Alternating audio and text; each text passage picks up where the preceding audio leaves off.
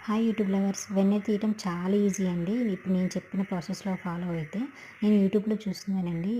Try చేశాను. చాలా బాగా వర్కౌట్ అయింది. 2 ఇయర్స్ నుంచి ఇలాగే ట్రై చేస్తున్నాను. మనం మీగని ఫ్రిడ్జ్‌లో చాలా రోజుల నుంచి స్టోర్ చేసుకుంటూ ఉంటాం కదా! ఆ మీగన్ని ఇలా మిక్సీలో వేసుకొని గ్రైండ్ చేసుకుంటూ ఉండాలండి. మిక్సీ పట్టుకుంటూ.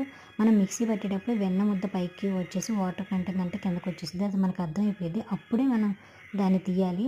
అంతేగాని పద్దాకలు చూడనవసరం 2, 3 మినిట్స్‌లోనే వెన్న ముద్ద పైకొచ్చేసిద్ది. అలా వచ్చింది చూసారా? ముద్ద ముద్దగా వచ్చేసింది. దాన్ని మనం ఆ మిగిలిపోయిన మజ్జిగని మాత్రం అస్సలు పడేయకండి. మనం పెట్టే హెయిర్ ప్యాక్‌లో ఆ మజ్జిగ వేసి గ్రైండ్ చేసుకొని హెయిర్ ప్యాక్ పెడితే హెయిర్‌కి చాలా మంచిది. హెయిర్ ఫాల్ అవ్వదు. స్మూత్‌గా ఉండిద్ది. డాండ్రఫ్ కూడా రాదు. అండ్ ఇలా బాగా హీట్ అయిపోయిన నెయ్యిలో కొంచెం కరివేపాకు రెమ్మలేస్తే మంచి స్మెల్ వచ్చిద్ది. మనం బయట స్టోర్ చేసి పెట్టినా కూడా చాలా బావుండిద్దనమాట. పాడైపోతే అవ్వదు. సో, నచ్చితే మాత్రం సబ్స్క్రైబ్ చేయడం మర్చిపోకండి. Tata! Bye. Thanks for watching.